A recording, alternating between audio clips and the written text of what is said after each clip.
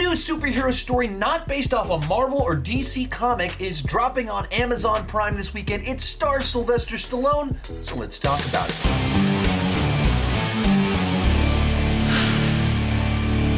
Hi, my name is Sean, and I love to talk about movies and TV way too much. With that in mind, go ahead and join me down below in the comment section. If you haven't seen Samaritan yet, what's your excitement level for it? If you have seen it, what did you think about it?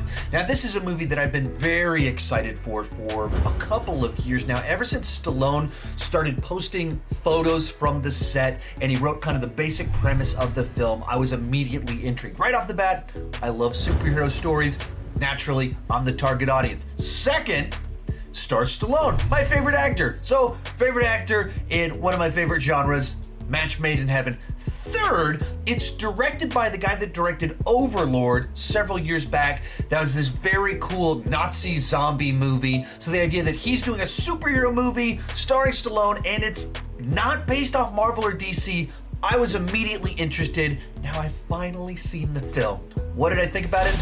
Let's get started with the good. And right off the bat, one of my favorite things about this movie is what I've already said multiple times up to this point in time, that it's a superhero story not based off a Marvel or DC comic.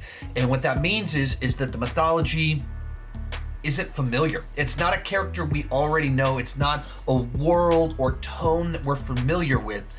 It's able to do something new and different while delivering the excitement that you want from a superhero story, the mythology, all of that fun stuff, the world building, without it being something that we've already seen or something very similar to something we've already seen many times before. The second big gigantic win here is the other thing that I already mentioned I was excited about, Sylvester Stallone.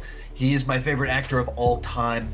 And, you know, over the last decade, he hasn't always been in big mainstream blockbusters. He has done a number of direct-to-video films where he kind of phoned it in a little bit.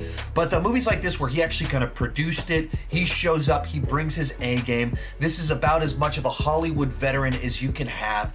And so he just brings some gravitas to the film, just brings in intensity and energy. And when it comes to this movie, he very much is doing all of the heavy lifting. That if he wasn't in this movie, it would dramatically drop in quality because he just brings that star power to it. There's some other familiar faces in it, but no one in the same ballpark as him. So seeing him as this fresh, new, original superhero that kind of has this mysterious backstory and history, and you're trying to figure out why he retired, he can pull all that emotion and, you know, without needing to say a bunch of words, can communicate a lot through his face. And then as the story progresses and he starts going into hero mode again, it's just fun to see him in action as the superhero, tearing up bad guys, saving people at certain points in time. And so it just, you get all that cool stuff, and it's fun to see him doing it. Another thing here that I went into this movie not expecting, but was pleasantly surprised with, is that there are a number of kind of interesting ideas introduced into the mythology and the nature of the story, where it plays with this idea of Samaritan is this hero from decades past, and it introduces the mythology where the city was kind of torn as to whether Samaritan or Samaritan's nemesis, appropriately named Nemesis, which one of them was actually helping the city more, who is actually serving the people.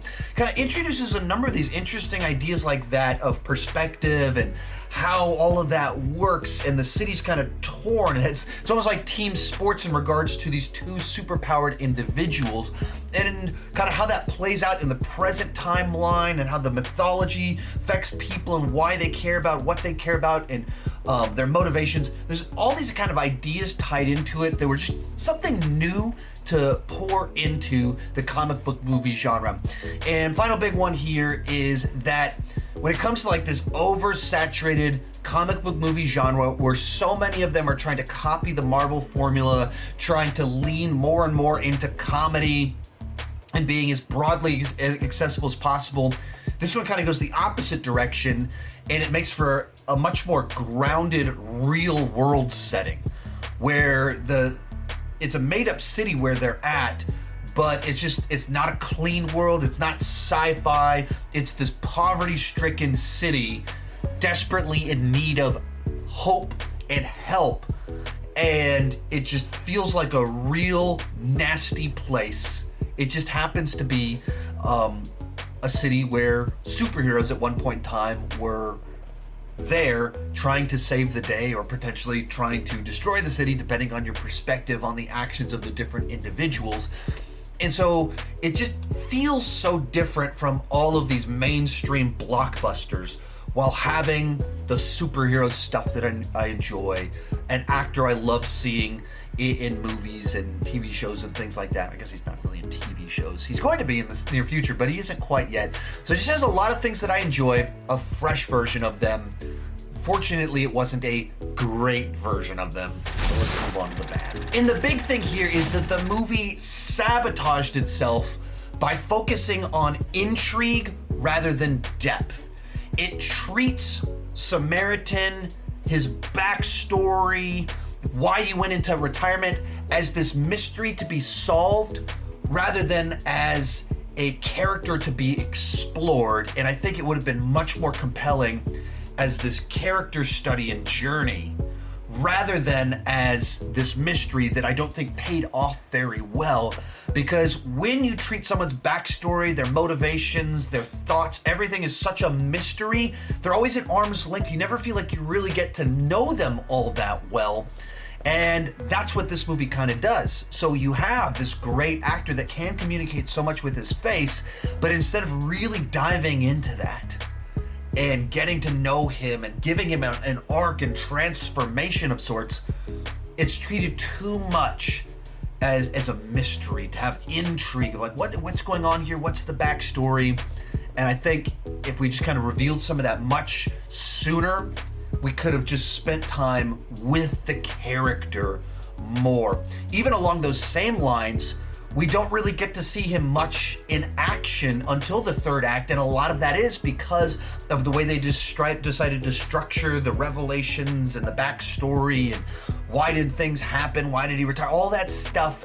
It's withheld until the end, so we don't get to see him in action much. And that's just kind of really disappointing, because I feel like there was so much more to explore them.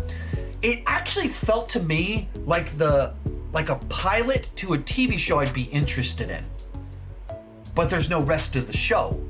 Like, if this was just episode number 1 and it ended where it ended, I'd be like, oh cool, I can't wait to see what's gonna happen next with these characters. But it's not.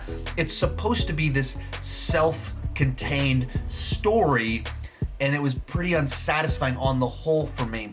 Even on kind of that, saying that it feels like a TV pilot, on a scope and scale size of it, it feels very television. The CGI, not very good. In particular, the final fight is in a burning building, and it's just not very convincing. It feels like people are on a green screen. No one's like struggling to breathe in a room that's on fire and filled with smoke. Stuff like that where it's just not very convincing, and it just feels like they tried to do something outside of their budget, which is what television shows constantly have to do. And like I said, I was intrigued by it. If it was a pilot, I'd want to watch more. But it's not the pilot. It's the whole story, so it feels very incomplete. Another big problem here is the villain. He's just not very interesting. There's so many ideas introduced that are kind of fascinating, of the dynamics of this city and the history of Samaritan and Nemesis and how that's affected and motivated different people. And that kind of ties into our villain as well and what's motivating him, but it's all surface level.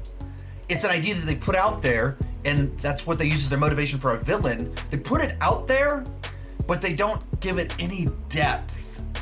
Once again, if it was a pilot and the rest of the season is going to explore all this, cool, but it's not. It stands alone, and it just feels very superficial. So you have this villain that's not very interesting, but he gets a lot of screen time, considering how kind of not compelling he actually is. And if you're going to give a villain that much screen time, you really need to give them something about them that contrasts with our heroes and protagonists. And kind of final thing in here is that it felt very tonally inconsistent to me. kind of even going back to that whole TV pilot feels like a TV show thing, is that certain elements to it feel like it's setting up, this family superhero story, because it tells it through the perspective of this child that's trying to figure out who Samaritan is and then discovers someone that he thinks is Samaritan. And so it uses that perspective, and so inherently it has a bit of a childish vibe because we're following a child. Even some of the music cues feel like they're pulled from a family adventure film or family comedy even. And then the story itself has F-bombs, it's about underground crime, it's very much about the frustrations of the lower class and rebellion against society and the bankers. Ideas that just don't feel like they mesh with what other scenes feel like they're targeting. So they don't feel like they ever fully captured the tone quite right. So a movie that has a star that I love, that's doing his best to pull his weight here, a genre that I love, a bunch of interesting ideas, but the execution itself, the direction they decided to go with the story, didn't satisfy by the end. It feels like a concept that would have made for a better TV show where they could have spent more time exploring these ideas, the backstory, do the character study. As a standalone film, it's good enough, it's enjoyable enough, especially as someone that likes the genre, likes the actor, but it doesn't deliver on its potential. Overall, I can only go a C+ on the entertainment scale. I'll go a 6.5, just a little bit higher than that C+. And stream it if you're a die-hard Stallone fan and you like superhero stories. Anyone else, you can probably sit this one out. There's better superhero movies, there's better Stallone movies. And so if you happen to be one of those people that has overlap, it's worth checking out, but keep your expectations in check. Join me down below in the comment section. Let me know what you thought about it, and keep talking movies and TV too much. Bye-bye.